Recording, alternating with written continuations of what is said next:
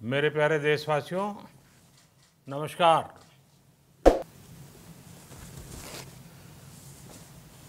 Corona वैश्विक महामारी के खिलाफ लड़ते लड़ते अब हम अनलॉक 2 में प्रवेश कर रहे हैं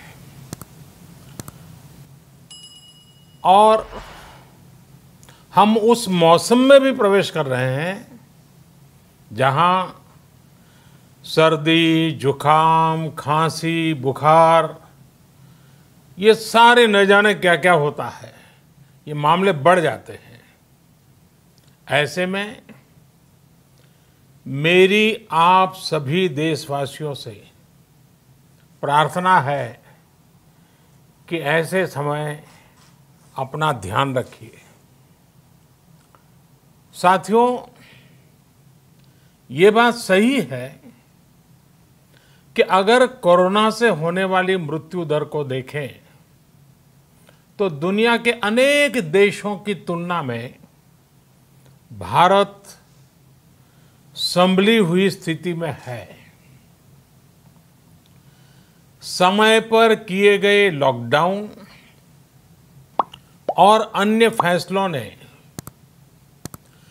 भारत में लाखों लोगों का जीवन बचाया है, लेकिन हम ये भी देख रहे हैं कि जब से देश में अनलॉक 1 हुआ है, व्यक्तिगत और सामाजिक व्यवहार में लापरवाही जरा बढ़ती ही चली जा रही है। पहले हम मास्क को लेकर, 2 गज की दूरी को लेकर 20 सेकंड तक दिन में कई बार हाथ धोने को लेकर बहुत सतर्क थे, लेकिन आज जब हमें ज्यादा सतर्कता की जरूरत है तो लापरवाही बढ़ना बहुत ही चिंता का कारण है। साथियों, लॉकडाउन के दौरान बहुत गंभीरता से नियमों का पालन किया गया था। अब सरकारों को, स्थानीय निकाय की संस्थाओं को, देश के नागरिकों को फिर से उसी तरह की सतर्कता दिखाने की जरूरत है। विशेषकर कंटेनमेंट जोन्स, उस पर तो हमें बहुत ध्यान देना होगा। जो भी लोग नियमों का पालन नहीं कर रहे हैं, हमें उन्हें टोकना होगा, रोकना होगा और समझाना भी होगा। अभी आपने खबरों में देखा होगा, एक देश के प्रधानमंत्री पर 13,000 रुपये का जुर्माना इसलिए लग गया क्योंकि वो सार्वजनिक स्थल पर मास्क पहने बिना गए थे। भारत में भी स्थानीय प्रशासन को इसी चुस्ती से काम करना चाहिए। ये 130 करोड़ देशवासियों के जीवन की रक्षा करने का अभियान है। भारत में गांव का प्रधान हो या देश का प्रधानमंत्री, कोई भी नियमों से ऊपर नहीं है। साथियों, लॉकडाउन के दौरान देश की सर्वोच्च प्राथमिकता रही ऐसी स्थिति न आए कि किसी गरीब के घर में चूल्हा न जले।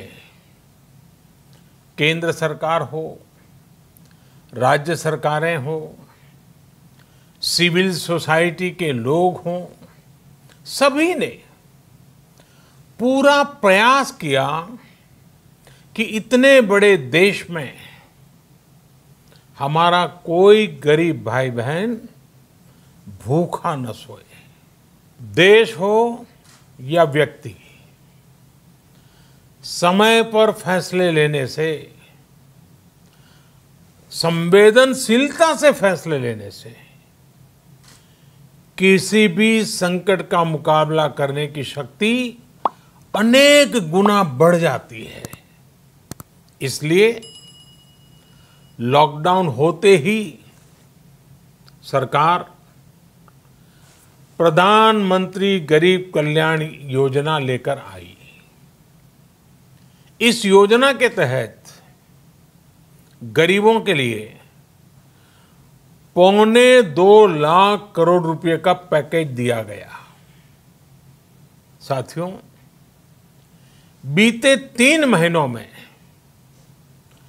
20 करोड़ गरीब परिवारों के जनधन खातों में सीधे 31,000 करोड़ रुपया जमा करवाए गए हैं। इस दौरान 9 करोड़ से अधिक किसानों के बैंक खातों में 18,000 करोड़ रुपए जमा हुए हैं। इसके साथ ही गांवों में श्रमिकों को रोजगार देने के लिए प्रधानमंत्री गरीब कल्याण रोजगार अभियान तेज गति से आरंभ कर दिया गया है। इस पर सरकार 50,000 करोड़ रुपए खर्च कर रही है। लेकिन साथियों, एक और बड़ी बात है जिसने दुनिया को भी हैरान किया है, आश्चर्य में डुबो दिया है। वो ये कि कोरोना से लड़ते हुए भारत में 80 करोड़ से ज्यादा लोगों को 3 महीने का राशन, यानी परिवार के हर सदस्य को 5 किलो गेहूं या चावल मुफ्त दिया गया। इसके अतिरिक्त प्रति परिवार हर महीने 1 किलो दाल भी मुफ्त दी गई। यानी एक तरह से देखें तो अमेरिका की कुल जनसंख्या से 2.5 गुना अधिक लोगों को, ब्रिटेन की जनसंख्या से 12 गुना अधिक लोगों को और यूरोपियन यूनियन की आबादी से लगभग 2 गुने से ज्यादा लोगों को हमारी सरकार ने मुफ्त अनाज दिया है। साथियों, आज मैं इसी से जुड़ी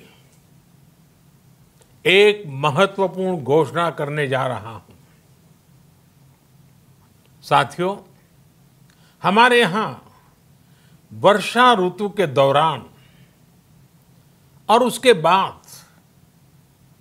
मुख्य तौर पर कृषि क्षेत्र में, एग्रीकल्चर सेक्टर में ही ज्यादा काम होता है। अन्य दूसरे सेक्टरों में थोड़ी सुस्ती रहती है। जुलाई से धीरे धीरे त्योहारों का भी माहौल बनने लगता है। अब आप देखिए, अभी 5 जुलाई को गुरु पूर्णिमा है, फिर सावन शुरू हो रहा है, फिर 15 अगस्त आएगी, रक्षाबंधन आएगा, कृष्णा जन्माष्टमी आएगी, गणेश चतुर्थी आएगी, ओणम होगा और आगे जाएं तो काटी बिहू है, नवरात्रि है, दुर्गा पूजा है, दशहरा है, दीपावली है, छठी मैया की पूजा है। त्योहारों का ये समय जरूरतें भी बढ़ाता है, खर्च भी बढ़ाता है। इन सभी बातों को ध्यान में रखते हुए ये फैसला लिया गया है कि प्रधानमंत्री गरीब कल्याण अन्न योजना का विस्तार अब दिवाली और छठ पूजा तक, यानी नवंबर महीने के आखिर तक कर दिया जाएगा।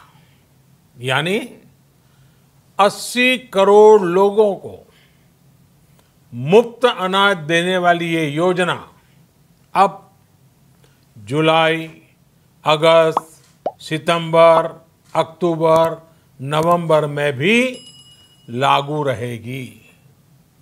सरकार द्वारा इन 5 महीनों के लिए 80 करोड़ से ज्यादा गरीब भाई बहनों को हर महीने परिवार के हर सदस्य को 5 किलो गेहूं या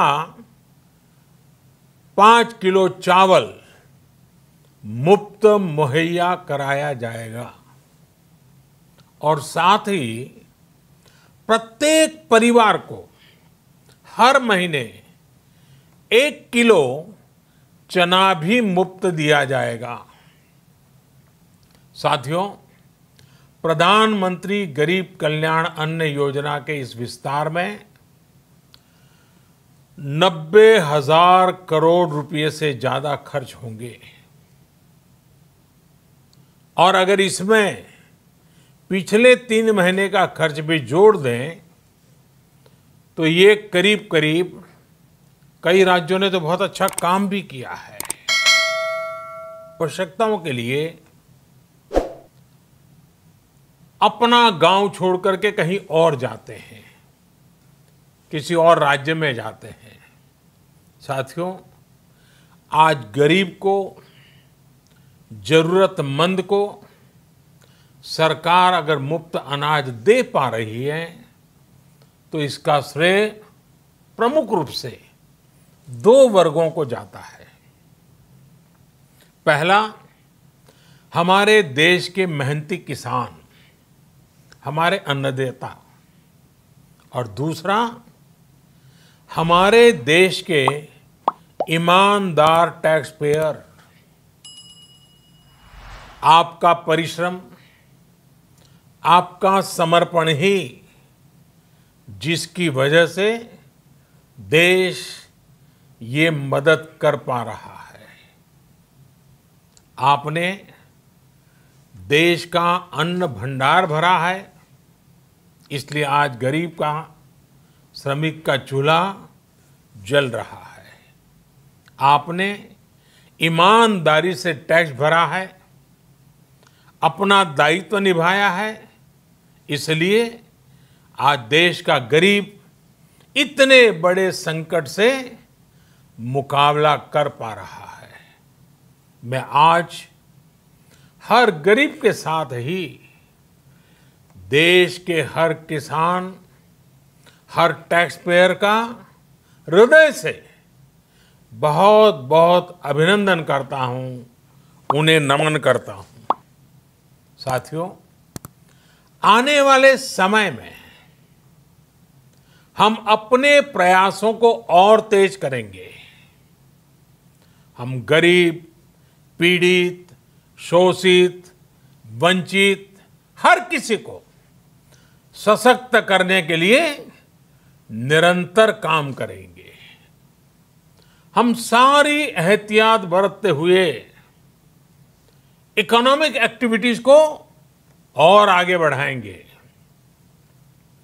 हम आत्मनिर्भर भारत के लिए दिन रात एक करेंगे। हम सब लोकल के लिए वोकल होंगे।